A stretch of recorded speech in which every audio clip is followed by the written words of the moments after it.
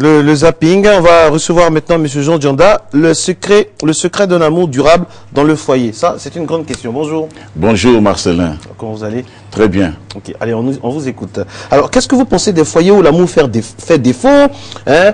Est-ce que vous conseillez le divorce? Si oui, c'est quoi l'avenir des enfants? Ou bien est-ce qu'il y a une autre solution alternative?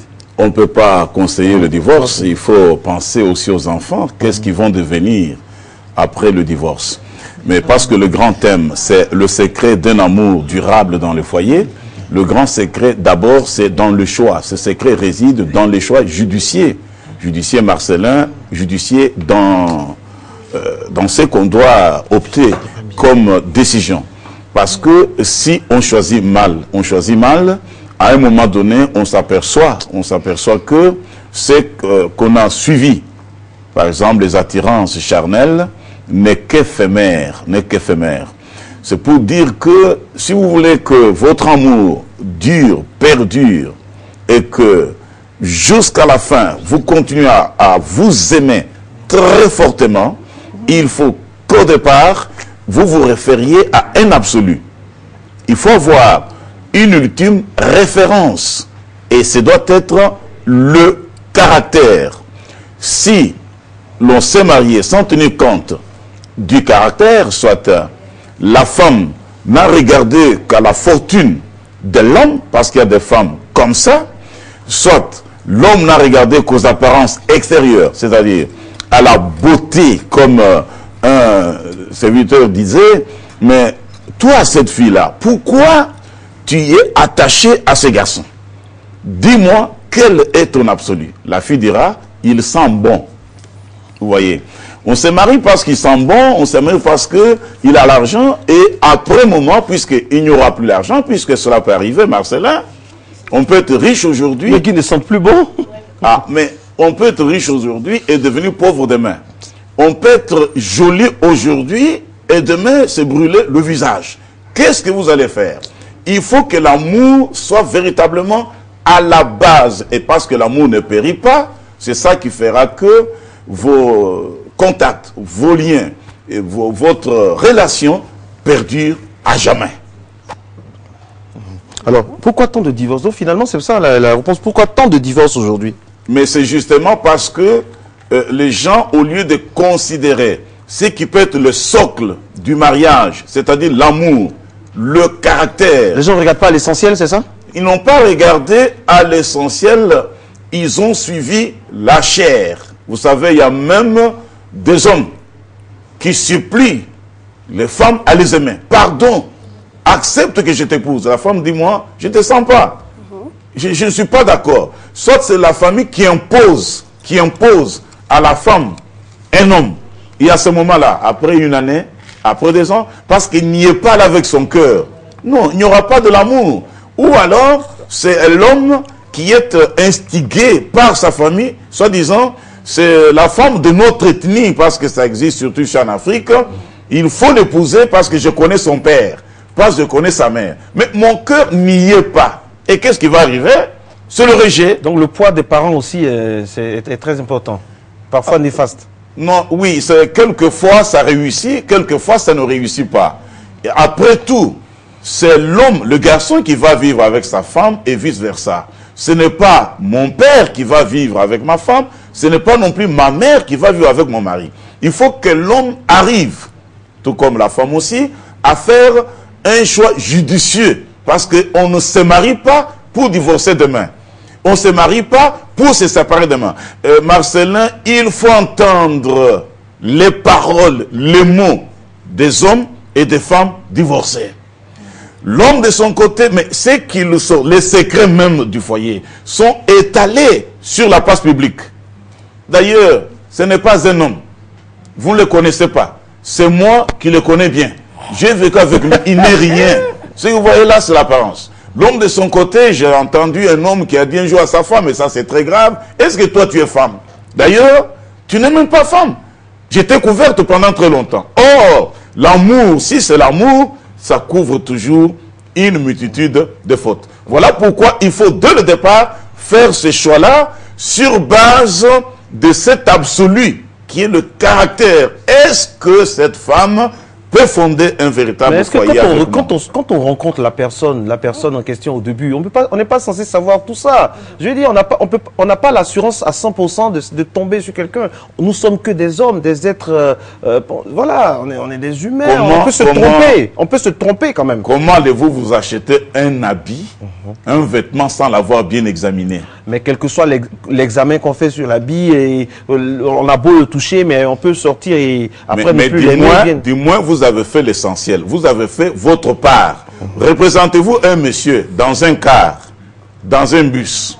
À la minute où il a fait connaissance avec une femme qui voyage avec lui, c'est la première fois qu'il la voit, attiré par certains charmes, tout d'un coup, je vais te prendre en mariage. Est-ce qu'elle est fiancée? Elle est mariée? Est-ce qu'elle est divorcée? Est-ce qu'elle est malade? Ça ne te dit rien. La même chose pour la femme. Ou alors, Marcelin pense, c'est vous qu'une femme choisie dans une boîte de nuit peut faire l'affaire. Est-ce que vous pensez qu'une femme choisie aussi par des parents, selon l'ethnie, ça peut aussi faire l'affaire? Oui, ça peut aussi. Ça peut tout comme ça ne peut pas, je le disais voilà, tout à l'heure. donc dans la boîte aussi, ça peut marcher comme ne pas marcher. Non, d'abord, le fait d'être une femme de boîte, mais ça révèle que sa place n'est pas dans la maison. Parce que c'est là... On peut aller une fois en passant en boîte et trouver l'homme de sa vie. C'est pas dire qu'aller là-bas, c'est forcément signe de mauvaise vie. Il y a des gens qui y vont pour décompresser. Et par contre, il y a des gens qui vont à l'église aussi, mais qui sont des personnes les plus dangereuses à éviter. Oui, mais cela ne veut... à la mosquée, je veux dire, dans les coins publics. Cela ne veut pas dire que vous êtes obligé à aller choisir même un cadavre, un mort. Parce qu'il faut choisir. Ce que je veux dire, c'est quoi? Il y a même dans le naturel, c'est connu, que tel marché, si vous y allez, il y a de bonnes choses. Par exemple, il peut aussi avoir de mauvaises choses. Mais généralement, il est connu qu'il y a un magasin à tel endroit où il y a de bons choix. Donc, quel est l'endroit idéal pour rencontrer l'homme ou la femme de sa vie, selon vous? Voilà, il faut le rencontrer dans la parole de Dieu. Parce que c'est Dieu qui a fait le mariage. Donc, ça veut dire, une femme née de nouveau. Mais il y a des hommes de Dieu, des femmes qui divorcent née de nouveau, c'est que... aussi, hein. Oui, justement. Mais parce que ce n'est pas tout le monde qui fréquente l'église ou la mosquée qui est enfant de Dieu. Voilà. Non. Une femme qui est née de nouveau... Tous ceux qui fréquentent aussi les endroits dits, je sais pas, du monde, comme les boîtes de nuit, les bars, qui sont forcément mauvais. Oui, à cela, il est demandé d'abord la conversion. Qu'est-ce qui ne le sont pas? Il faut se convertir. Parce que il est dit, dis-moi qui tu hantes. Dis-moi qui tu fréquentes, et moi je te dirai qui tu es. Parfois aussi, parfois aussi quand on cherche le monde, on le trouve dans des endroits... Et les mauvaises compagnies corrompent les bonnes mœurs. Vous n'allez pas accepter que votre garçon de 22 ans vous amène, excusez-moi, une prostituée qui sort avec tous les autres garçons du quartier à la maison comme étant fiancé. Vous lui direz, mon petit, cette femme ne te convient pas, elle n'est pas ta femme. Et vice-versa. Donc, lorsqu'on a fait un choix judicieux, c'est pour son propre bien, l'éducation des enfants, par exemple, vous imaginez une femme qui est tout le temps partie, une femme qui tout le temps veille dans les boîtes, une femme qui est la star connue de tout le monde. Là, c'est pas bien. Ce n'est pas juste, ce n'est pas correct. Et d'ailleurs, nos parents à l'époque, nos parents qui ont fait longtemps dans le mariage parce qu'ils n'avaient pas le problème que nous avons aujourd'hui. Nous, elle sait bien danser. Ce garçon-là, il est connu dans le monde entier, il est star. Mais est-ce qu'avec lui ou avec elle, vous pouvez fonder un foyer? Regardez, vous avez suivi la beauté, mais les dents là, avec la brèche, mais ça va tomber un jour. Mais si vous avez suivi le caractère ne tombera jamais. Il peut changer, hein, le caractère. Vous avez suivi, par exemple, un homme, parce qu'il est en bonne santé. Mais un jour, cette santé-là peut disparaître. Marcelin, n'a-t-on pas vu de femmes qui ont abandonné leur mari sur le lit d'hôpital? Ça, c'est vrai. N'est-ce pas? Et là, avec son mari, vrai, Nina. Parce que l'homme est tombé malade, elle est partie. Vice-versa, des hommes aussi. Et ce n'est pas juste. Mais si c'est l'amour, même à la tombe, donc il est capable de l'accompagner jusqu'à la dernière minute de sa vie. Voilà pourquoi lorsqu'il faut choisir, il ne faut jamais tenir compte des apparences. Il y a un absolu. Et l'absolu, c'est quoi? C'est la référence ultime. Il faut qu'à un moment donné, vous puissiez vous dire, je vais épouser cette femme, qu'est-ce qui m'attire réellement? Excusez-moi, Marcelin, quelque part dans un pays, il y a un monsieur qui a dit, moi je vais épouser telle parce qu'elle était la fille d'un candidat à l'élection présidentielle. Il s'était dit, bon, il va passer, bientôt je serai le gendre du président de la République. Et ça n'a pas marché. Vous voyez? Il ne faut jamais compter ce genre de choses. Vous êtes à l'école, vous voyez une fille qui rit bien, qui sourit bien, ou un garçon qui est bien, qui a du parfum, mais peut-être qu'il a volé. Vous voyez? Un méchant avec une belle voiture, peut-être c'est un voleur. Demain, il va se retrouver en prison. Il faut suivre le caractère. Il ne faut jamais regarder à tout ce qui entoure l'homme ou qui entoure la femme. Moi, j'aimerais bien rebondir sur quelque chose. Oui, Nina, allez-y. Je veux dire aussi que ce que vous dites, c'est vrai, de façon logique, c'est normal. Mais il y a des dames aussi qui, en cherchant le mariage, rentrent dans un foyer, sont correctes, sont les plus douces, sont les plus gentilles. Mais dès qu'elles sont épousées, après, on découvre un autre caractère. Donc, est-ce qu'il faut vraiment se fier? Comme on dit, dès qu'elles ont le brassard, le comportement change. Voilà. Donc, moi, je pense que, comme vous disiez tout à l'heure, hein, tout est... Non, c'est pas mon cas. Moi, je suis très naturelle. Voilà, donc elle a fait l'hypocrisie. Non, du tout. Moi, je dis, moi, tu me prends comme ça, c'est que je suis avec toutes mes qualités et tous mes défauts. Okay. Il n'y a pas caché. J'ai pas fini. J'ai pas terminé. Donc, moi, j'aimerais rebondir un peu sur ce que vous disiez tout à l'heure. Je dis, tout est question de relativité ou question de Dieu, quoi. Parce que je veux dire, on peut tomber sur quelqu'un qui a un bon caractère, dès qu'on se met ensemble au bout de 5 ans, ça change. Regardez. Vous allez sur le marché, vous voulez vous procurer un poisson à manger. Déjà, il dégage les odeurs. Il y a des asticots dedans. Vous voyez vous-même qu'il est pourri. Non. Vous n'allez pas quand même dire que je l'amène pour l'arranger. Mais avec l'homme, comment on fait pour reconnaître les asticots? Puisqu'ils sont bons, il est beau, comme vous avez dit, c'est quelqu'un de célèbre, on fait comment? Mais c'est comme nous venons de le dire. Excusez-moi, vous les téléspectateurs, nous sommes là devant tous sortes de couches. Hein? Oui. Vous vous imaginez qu'un garçon qui a taille basse, qui montre son slip à tout le monde et qui est rasé d'un côté et d'autre et qui n'a laissé qu'une crêpe comme celle du coq. Vous pensez qu'un garçon avec des boucles d'oreilles partout, c'est-à-dire il est comme une femme, peut faire l'affaire de ma fille? Vous jugez l'apparence? Non, ce n'est pas comme d'apparence. C'est-à-dire, il faut déjà, ce sont des signes, c'est des indices. Même ceux qui creusent des minéraux, le diamant, on ne le voit pas directement, l'or, on ne le voit pas, il y a des indices qui ne trompent pas. Ça peut dire, ici il y a du diamant, ici il y a du l'or, alors on creuse. Mais vous pouvez amener le mariage aussi, c'est une expérience formidable. Exactement. En ce qu'elle permet parfois à l'autre de changer, à l'un de changer l'autre. Vous pouvez rencontrer ce monsieur à taille basse avec le jean sur les mollets, et puis après, ça va aller, il sera le meilleur mari, le meilleur ami. Ou bien il peut sentir mauvais et après sentir bon, je veux dire, voilà quoi. Il faut aussi tenir compte de la société. Il faut tenir compte aussi de la société. Quand vous allez prendre une taille basse comme ça, sachez que vous l'enverrez à la maison, les beaux-frères, vous remontez le pantalon. Vous l'appréciez. Et c'est pour cela même qu'il y a nos frères, nos soeurs, nos petits frères qui se moquent même de certains partenaires que nous amenons à la maison parce qu'ils vont nous dire, mais grande soeur, mais ça c'est quoi encore? Donc, il faut savoir que le mariage, tous les hommes saints, le mariage, dans la Bible, comme je l'ai dit, que ce soit dans la Bible ou que ce soit dans le Coran, tous les hommes saints ont côtoyé des gens, des personnes qu'on qualifie peut-être de petites gens, que ce soit des prostituées, les ont côtoyés et les ont amenés à changer. Le but du mariage, c'est la rencontre, le croisement. Et quand il y a rencontre, quand il y a croisement, il y a forcément impact de l'un sur l'autre. Si j'ai une attitude bizarre, mais c'est ça la beauté du mariage. Moi, j'aime quand une femme dit demain, mon homme là, si vous l'aviez vu, comment il était, mais grâce à l'amour qu'on a eu ensemble. Mais ça, ce sont des exceptions. Vous parlez de cas exceptionnels, mais il faut voir la ligne générale. C'est difficile. Qu'est-ce qu'il faut? Les exceptions, ça arrive. Mais maintenant, vous savez que le mariage étant donc la base de la société, parce que toutes les sociétés que nous avons aujourd'hui viennent du mariage. C'est le mariage qui nous a donné la première cellule qui se reproduit aujourd'hui. Il ne faut pas que vous vous leviez un matin pour dire, bon, parce que partout on peut trouver une femme, partout on peut trouver un homme, je veux prendre cet homme, même si vous savez... On va faire un exemple pratique. Hein. Oui, on va faire un cas pratique. Moi j'aime bien ça. Voilà, Nina c'est une dame. Vous dites que quand on doit voir le diamant quelque part, il y a des indices. Elle, si elle doit se marier, il y a des indices. Non, je ne peux pas parler de Nina. Non, vous avez dit quand on voit, on sait. Je peux seulement parler d'une façon générale. Vous savez, il y a une façon de se présenter. Voilà le cas Nina, on fait comment? Une femme a sa manière de s'habiller, n'est-ce pas? Nos vieilles mères, nos vieilles mères. Si c'est sur le côté-là, en tant que dame. Si c'est sur ce côté-là, nos vieilles mères s'habillaient en dame. Il nous était difficile de voir, ou il a été difficile de voir le mollet de nos vieilles.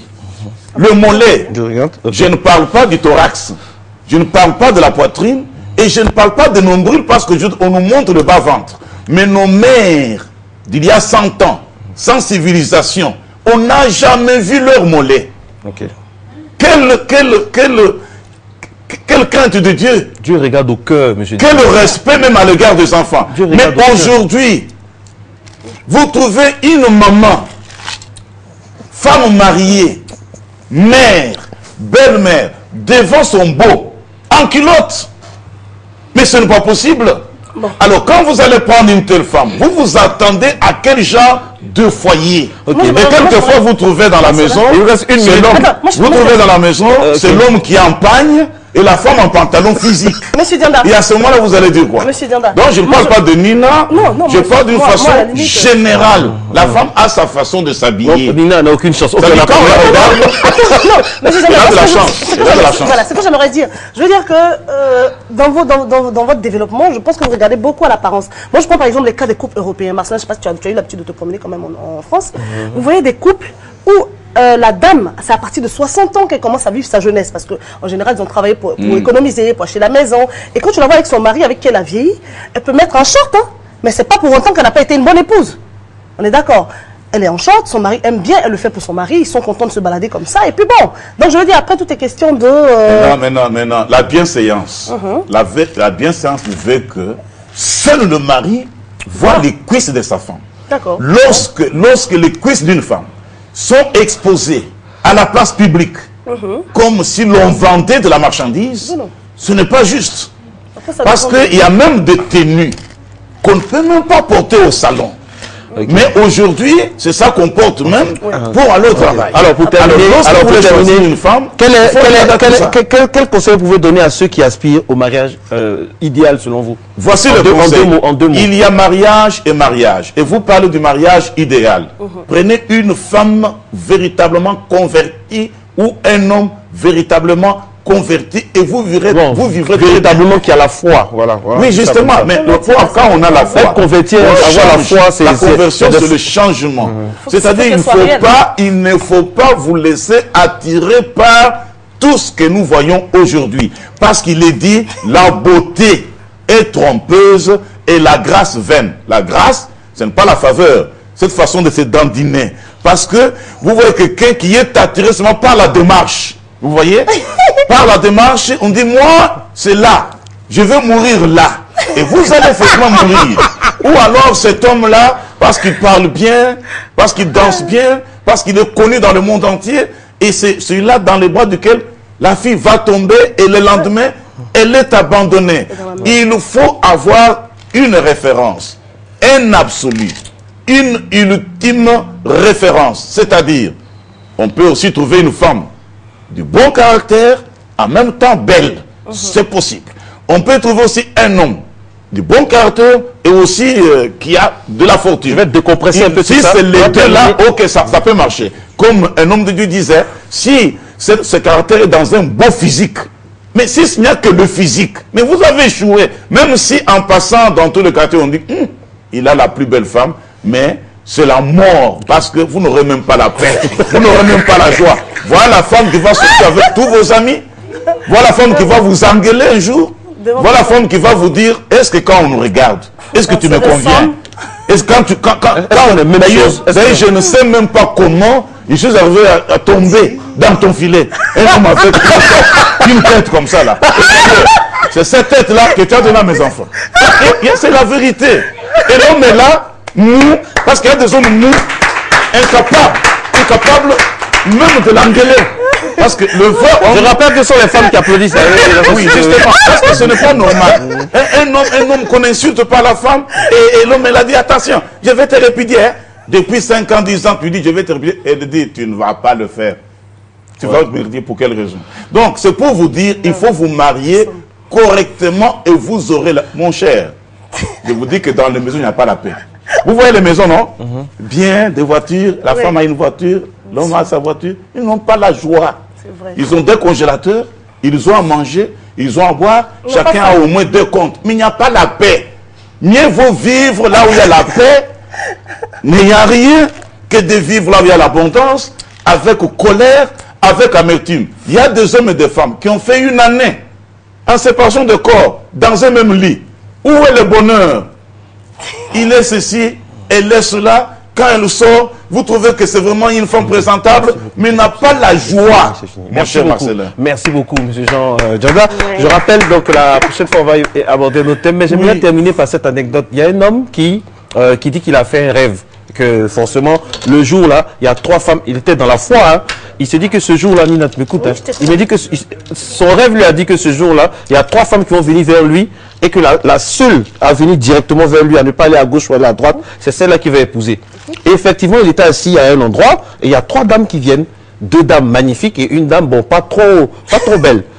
Et les 2 dames magnifiques, en venant vers lui, elles se dispersent. Et la plus, celle qui n'était pas trop, la moins belle vient directement vers lui. Il s'est levé, il est parti parce qu'il s'est dit, mais pourtant, c'est là qu'il faut aller. Là où ça n'attire pas là. Parce que tout ce qui brille n'est pas l'or. Vous savez, une femme peut être sorcière. Mais la beauté, on va pas finir aujourd'hui avec lui. Merci beaucoup. Merci beaucoup, Jean Djanga. On se retrouve dans quelques secondes.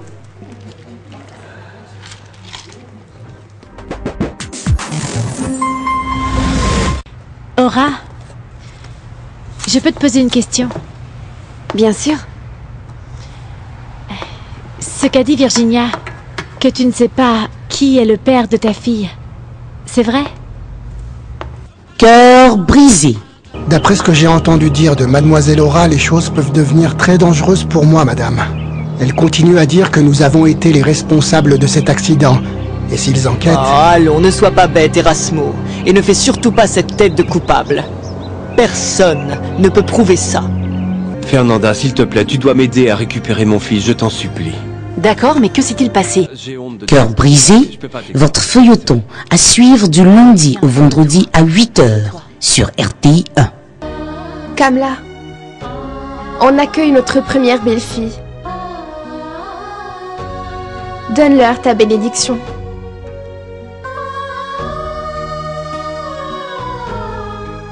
Swag. Seigneur, je t'en conjure, fais qu'on arrive à la fin de cette cérémonie sans problème.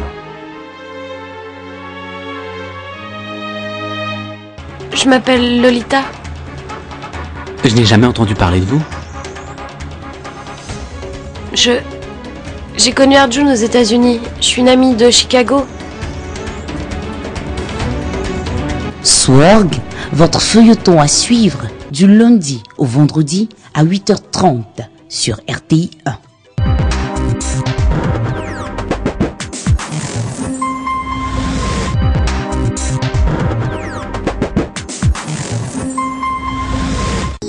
Bien le bonsoir. Salut papa, salut maman. C'est ton fiancé? Oui, Pablito, c'est Ruben. Wow, regardez cette bagnole! Teresa. Mariano. Chut. Bien, tu savais qu'Aurora était la fille